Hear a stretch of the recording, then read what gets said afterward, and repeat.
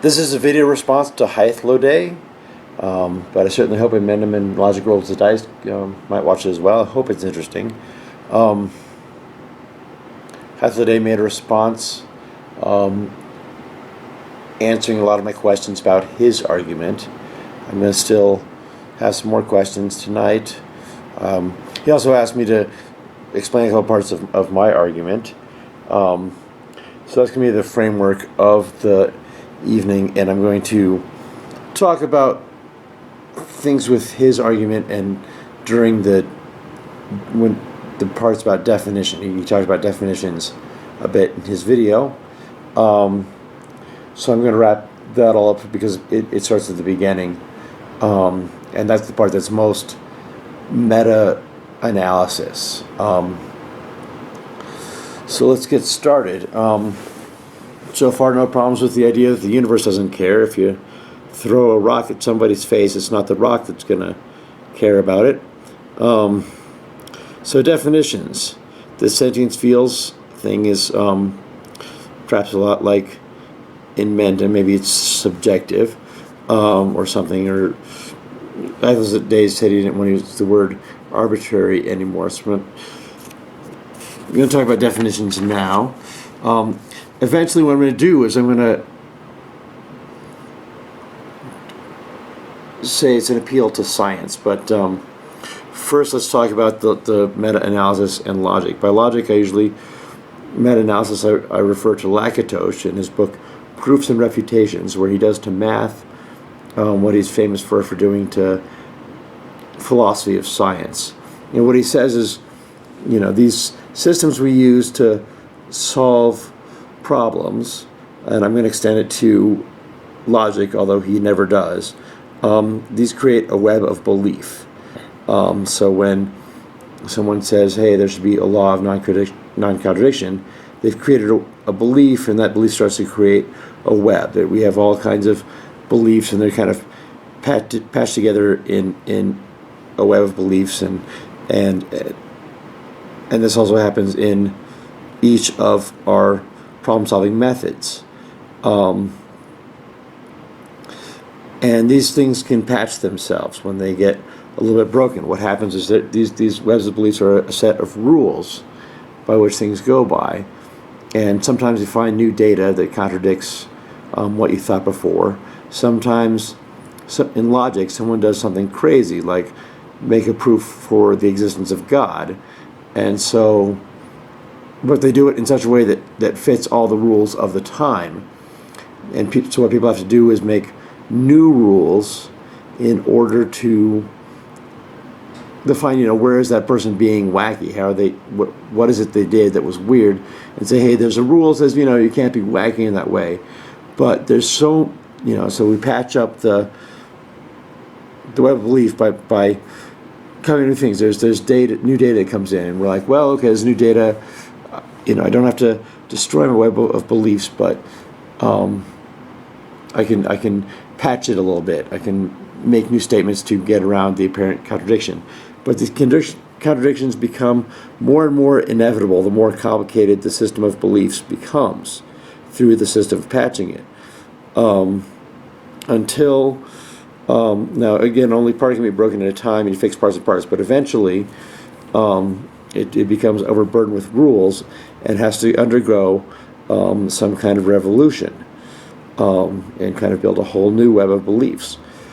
And I think that this logic may be coming to that kind of thing, where we can't even say some definition now that all men are mortal, because then, well, how do you know? Well, he seemed dead. Well, maybe he was faking it. Well, I shot him in the face. Well, if he was immortal and you shot him in the face, then wouldn't that look exactly the same? And it becomes this thing where now no one can say anything. Now, Hythloday may be getting around this. He's like, I don't know a whole lot about ethics, so he says we're getting a single ethical principle. It's not going to solve all problems. It's just a single principle, and I've checked for contradictions against other principles, right? So therefore, he's saying he's going to try and avoid what I'm saying is inevitably going to happen. And the single principle I think he's saying, and I could be wrong, but that reason is to agree to a rule for a given problem, and the rule that we're agreeing to is to use a set of rules, a set of rules that will do reason. This is all going to tie back into what I'm saying about Lakatos, but certainly, the way he's describing it with the game theory is that I was confused before because when I talked to him about game theory before, there was this TV show that he was watching where it puts people in game theoretical situations, and so they walk out with zero money because they can't come to an agreement. And back then he was saying, oh, look how crazy and irrational and not reasonable these people are. But now I think maybe he's switched, is the message I'm getting now, that he switched his opinion and saying that, no, it's okay those people walked out of there with no money and jerked each other over because they all agreed to be on that video game, or on that TV show game. Hythloday, please tell me if I am hearing you. But then, it's this thing where he's like, well, can I tell that the nail in someone else's eye is the same as the nail in my eye? As if, can we not even make sets anymore? Like, when did that rule go away, that we can put things into sets? It's just, I'm not quite square yet on the whole Hythloday sound thing. And he says these definitions like sentience feels can't be logically solved. So I'm going to say, well, screw it. I'm going to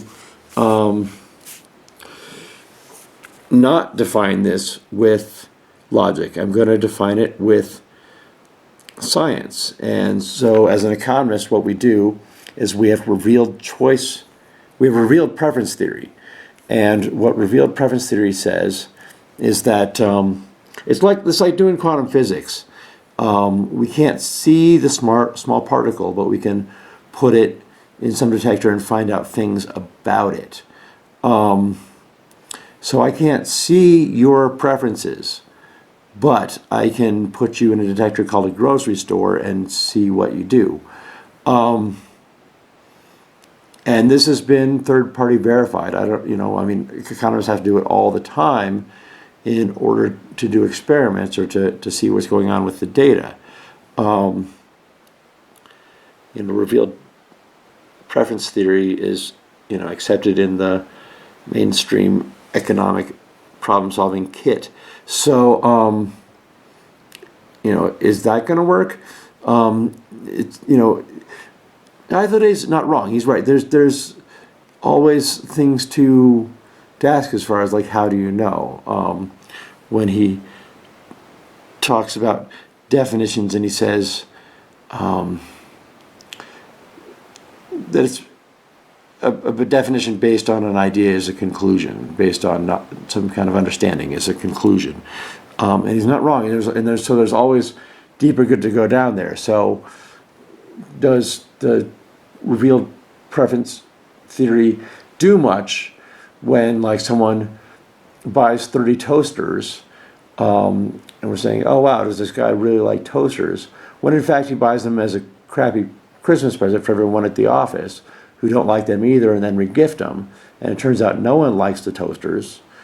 Revealed preference theory, economics certainly isn't exact science.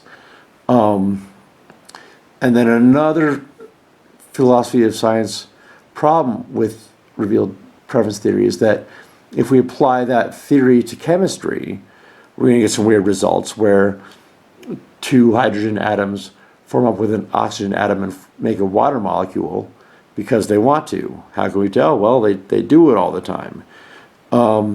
So, maybe even a scientific definition or a scientific understanding behind the definition may not satisfy Hythloday. But then again, it's getting to the point of where can anybody say anything?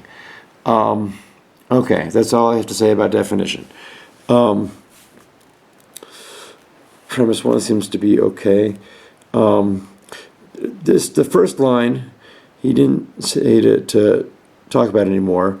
I think it's important. I think it sets up a sufficiency condition, and I think that this purpose unto sentience is going to come up later in when I'm explaining the ones that he did want me to talk about, number 2 and number 4.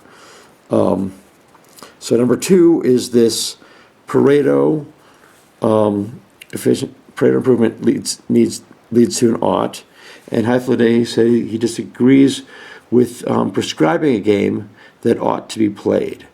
He doesn't want to be a slave to the game. And I'm going to tell you that you're not.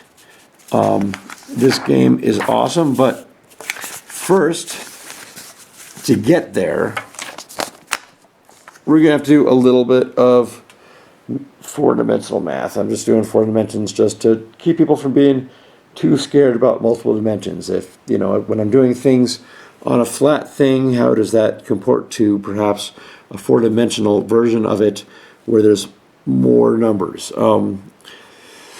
Look, here's some vectors. What I'm trying to say here is this is so easy that anybody already knows how to do it.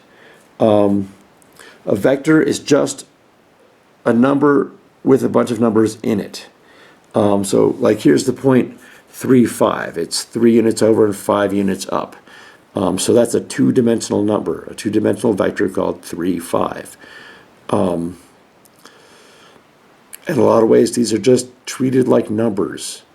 Just in, these 4-dimensional, these are in 4-dimensional space, these points, but it's not that big a deal.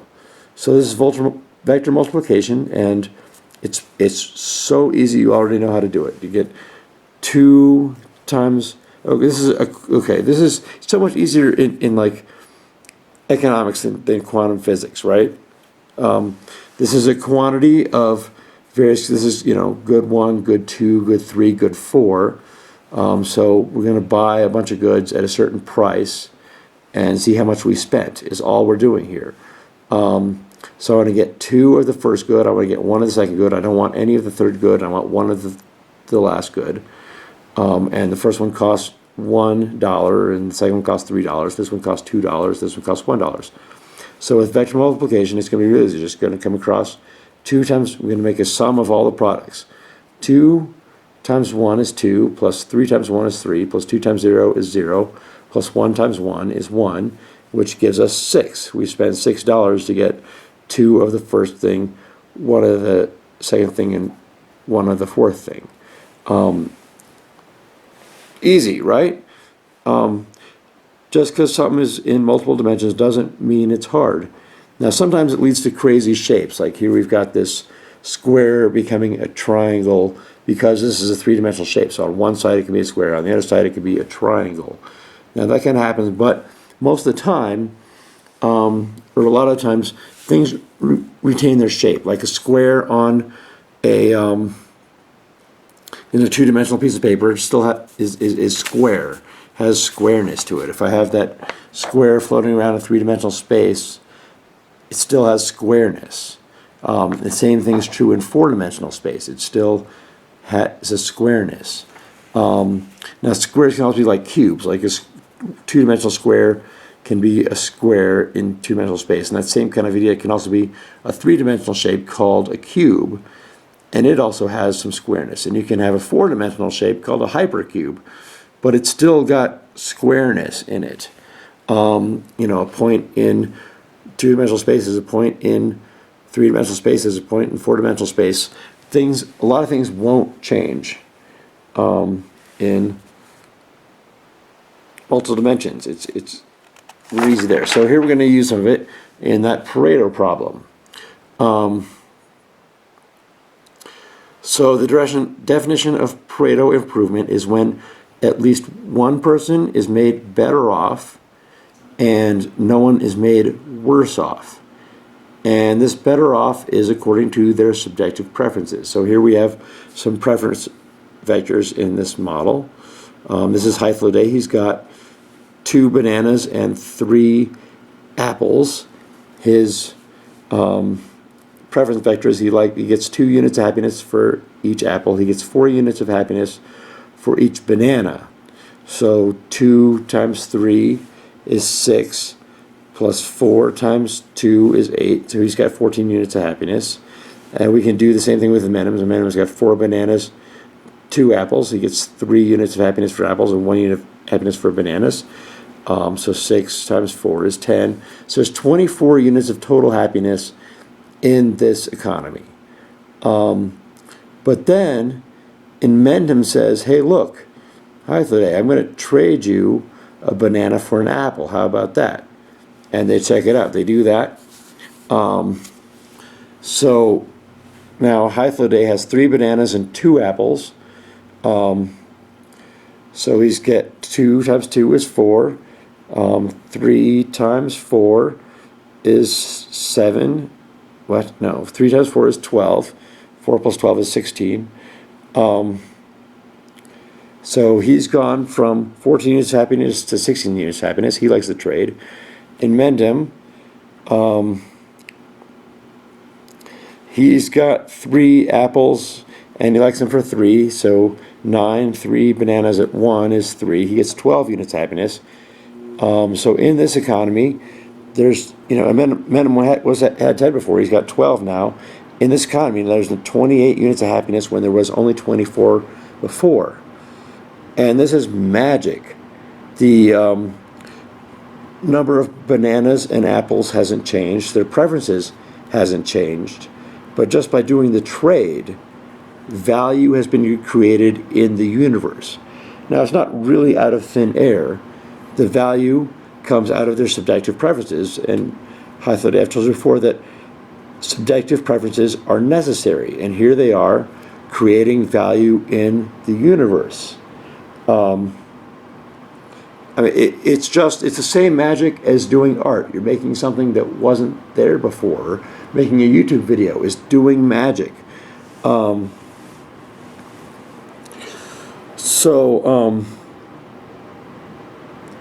This is going to create purpose. We've created happiness in the universe out of nothing besides our subjective preferences and gives us purpose. Now, this magic is under a bunch of assumptions. I'm going to throw that in there. If someone didn't know what they were getting, like one of the apples had a bunch of worms in it, and the guy's like, hey, this isn't what I wanted, a bunch of worms in my apple, that's going to be a problem. There's some other person in this model, and they're like, hey, this whole thing of you guys are polluting me while you trade. You got this apple factory, and it's polluting me. Well, we're not going to be able to call that a Pareto improvement either. So it's only under some assumptions that we can create value in the universe out of just our preferences alone, our subjective preferences. Now I need to talk about Pareto optimality. When these guys trade all the way up to where they don't want to trade anymore, we're going to call that Pareto optimal. That just means that it's optimal in trading. It doesn't mean necessarily that it's an optimal condition. We've got that social planner problem from the last video. And the starting position here, where Hythloday has all the potatoes, is Pareto optimal. Because no one's got anything to trade to Hythloday for his potatoes, and he gets 1 unit of happiness per potato. Hythloday having all the potatoes is Pareto optimal. So what I'm saying is I don't want to get that confused with Pareto improvements. Pareto improvements are people getting better where no one else is getting worse. Pareto optimal is when they can't trade anymore. So now we're going to do the same problem, just to explore these problems of like power. Because trading is everyone going to be better off the same amount? These kind of questions are going to be important when we're talking about, hey, look, there's value coming out of the universe. So we're going to now do fields. So I know Hythloday is excited about that. Now a field isn't anything to be scared of either, okay? We've got a vector, right? But instead of numbers being in the vector, now there's functions in the vectors, right? Functions are relatable to numbers. We can put them in there because if I say 5x equals 3, well, 3 is a number, so that function equals a number. It's just that now it's undetermined where they are. So I'm saying this is a utility vector, just like the previous problem where here was Hythloday's preferences. This is the same thing between two goods, x and y, but now the utility is derived from a function of x, basically the square root of x and the square root of y, some scalar multiple of the square roots. And we'll get into y in just a second. But the idea is then instead of this vector being a number, what it does is it assigns a number to every point in space. So when we get 2 of the x good and 2 of the y good, then our utility would be 4, because 2 squared is 4 and 2 squared is 4. And so at every different point in space here, there's going to be a number as far as how much utility do we get for that basket. And so we set up here what's called an indifference curve. Let's say at x equals 4, for there's 2 and 2, and actually this probably doesn't equal 4, but we'll say that at x equals 2 and y equals 2, then the utility we get is 4.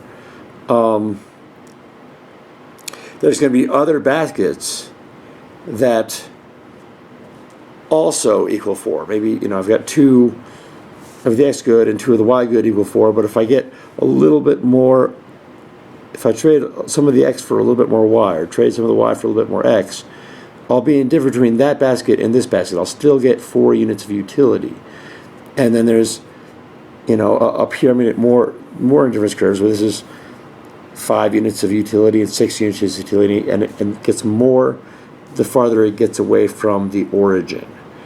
That's a function of it kind of being x squared. X squared has nice properties for utility function because as it goes up, it doesn't go up as much as it does. So if we've got just a little bit, it's got a steep slope, and so we get a lot of happiness for, if we didn't have any and we got some, we get a lot of happiness. Where if we've got a bunch and if we have a bunch and we get some more, it's not that big a deal. The slope is more horizontal at that point. So we don't get as much happiness per x when we already have a bunch. So here's x squared in the, or x squared y squared. Now it's this hump, right? Where here's the amount of utility you get. It goes up the farther we get away from the origin at that same kind of curving space, but it's that same shape all over because both x and y are being determined in terms of square roots. So so it gives us this kind of shape, which then is nice because it refers to this shape. This is all along here are going to be these indifference curves, and these are just the contours of this surface, just like a contour map that you use for hiking. So there's going to be, this is one contour, and then there's going to be bigger contours. This mountain's going up this way. And here utility equals 4. So now we've got it set up for one person in a field. We just got to do the same thing for a second person in the Edgeworth box. Now here in the Edgeworth box,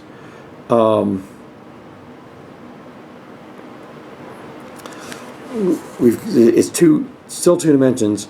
So here's our graph before. Here's the indifference curve. But now we're going to put somebody else's graph over on this other side. So basically with their perspective, this is their graph, and this is their indifference curve. So I hope that all makes sense. That there's two fields in this space. The reason we can put this person's graph on this person's graph is we have to say there's a set amount of goods in the economy. So here x is going from 0 to 10 for this guy. Over here, x is going from 0 to 10 for this guy, good x. Y is going for excuse me, 0 to 6. There's 6 units of y available in this economy. This guy is same, 0 to 6. And so these guys are going to try and figure out how much they're going to trade between themselves. In the initial allocation, they've got some amount. Like the red guy, he's got 2 units of, one of the guys has, the blue guy has 2 units of x and 5 units of y, where the blue guy, no, the red guy has 8 units of x and 1 unit of y. That way 1 and 5 make 6 the total units, 2 and 8 make 10 total units. 10 this way, 10 this way. So now we've got set up for a trade, right? Anywhere inside this football shape is going to be the better off. Like we're indifferent on this curve. As the blue guy, I'm better off as I go more this way. As the red guy, I'm better off the more I go this way. So there's some point in the middle that's Pareto optimal, where their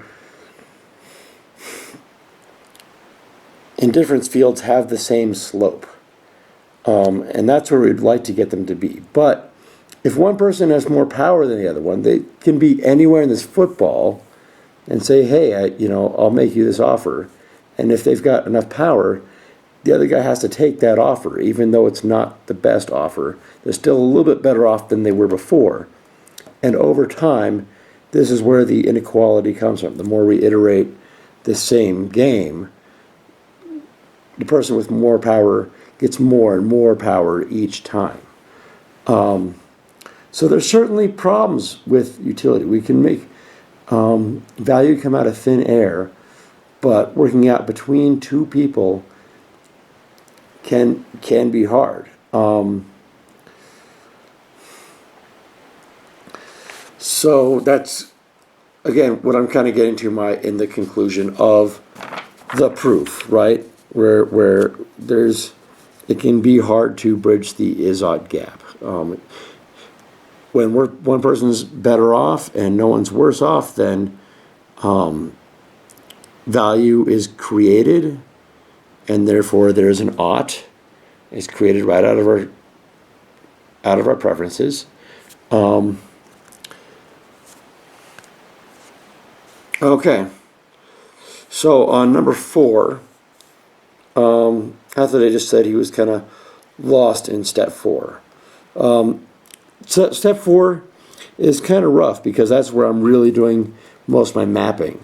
I should have maybe had it do 2 steps because I have this one that's kind of maps to 0, where Pareto maps to 100% bridgeable. This kind of problem that we'll go into a second is going to map to 0. Before I went over social planner problems as somewhere that's going to map in the middle. And of course we've got the Vickrey-Clark-Grove problem, which is the Nobel Prize next for economics. If anybody can beat this problem, they've done a great step towards really solving the is-ought problem. I'm going to try and maybe bring this up again at the end of the video. But for now, just going to I'm going to do an example that's like this one, that's impossible, and an example where there's going to be a range, a mapping from 0 to between 0 and 1 of hardness. So this is Arrow's impossibility theorem. These impossibility theorems come up in economics there's an impossibility theorem in the Vickrey-Grove problem, and that's, if you can beat that, you win. You win economics.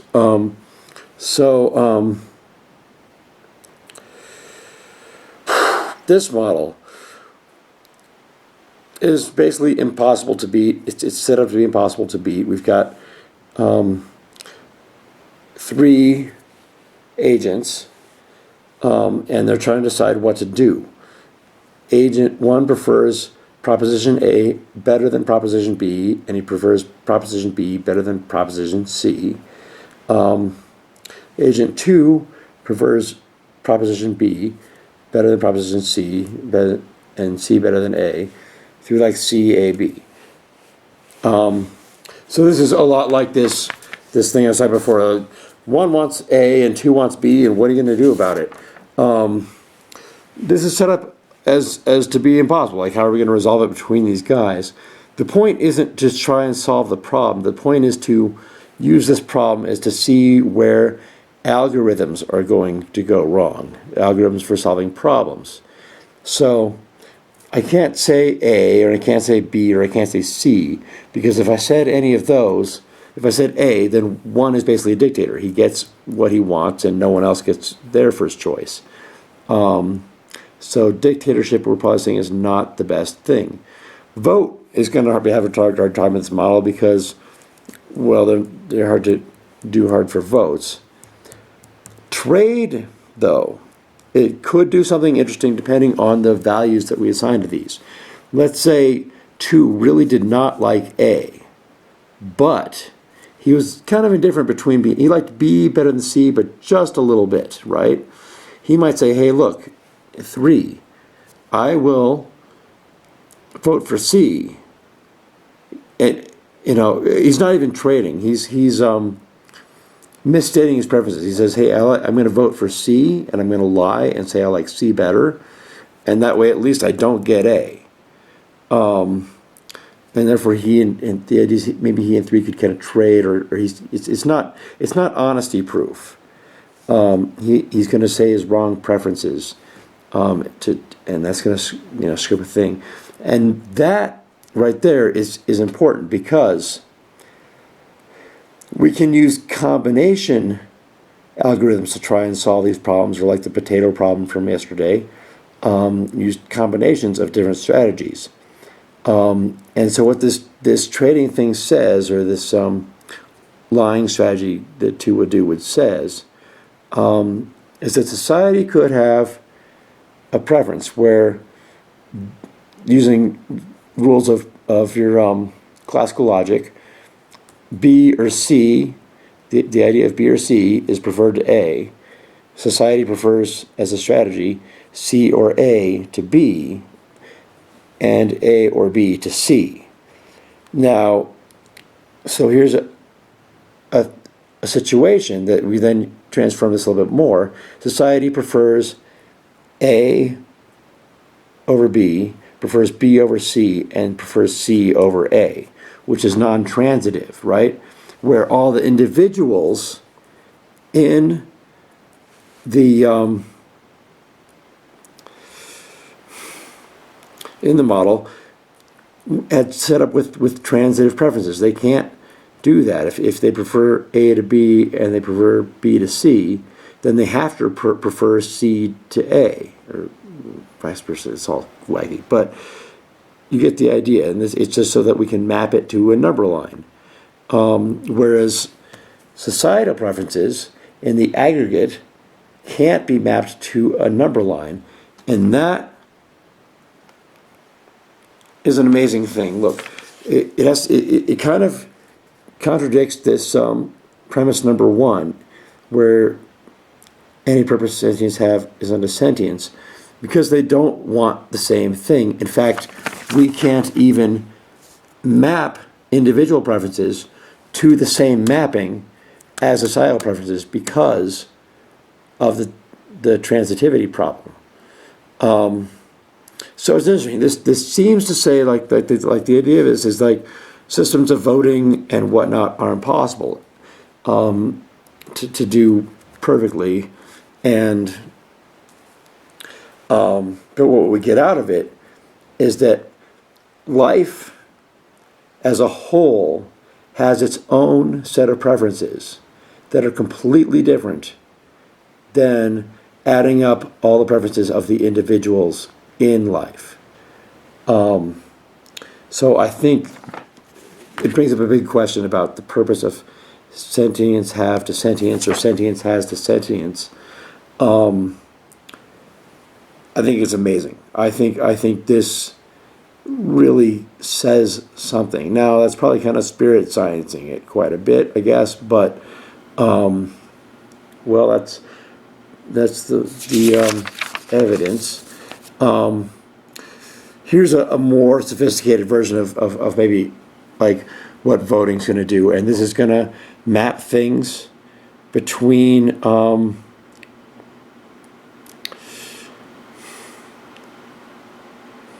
different strategies, right? So here's a dictator. Dictator is easy to solve, and it's very exclusive. The dictator gets what he wants. No one else gets what they want. And he just decides what he wants. It's like super easy, right? A little bit farther down is voting. Voting takes a process. It's still exclusive. The people that vote the other way don't get what they want. We're getting more and more hard. Consensus-oriented decision making is hard, but it's more inclusive. It's a process by which everybody gets what they want. The Quakers are really good at doing this kind of thing, but often it can take them years to come to a consensus. And if we wanted to do consensus for the whole planet, we would have to get consensus between 9 billion people. That's basically impossible. It's not impossible, but it's next to impossible. Somewhere on the continuum.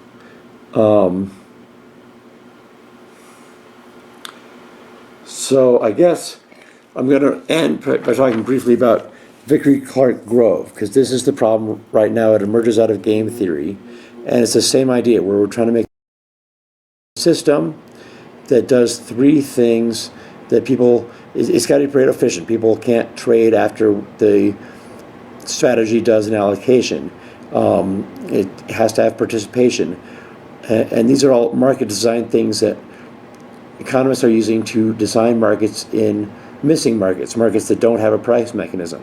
And if we solve the Vickrey Clark Grove problem, then we can create markets that are basically as effective as the free market would be under perfect conditions, under perfect assumptions of unlimited firms and unlimited consumers making unlimited competition, to where everybody's Pareto optimality is maximized. Although that, like I said, that has a lot of problems. It'd be nice to be able to design something that was more inclusive with what life wants or society wants, either one as a thing, because that's not the same as the preferences of all the separate individuals. Through design, we can create something that is more like what society wants, but because of the restrictions that the Vickrey Clark Grove model puts on there, these restrictions are related to individual preferences, because it's the individuals that are going to be making the decisions. If they're still incentivized to participate in the design system, we could really, like this, the Vickrey Clark Grove thing, I think, is the Higgs boson of economics. Anyways, that's my proof. Thanks for watching.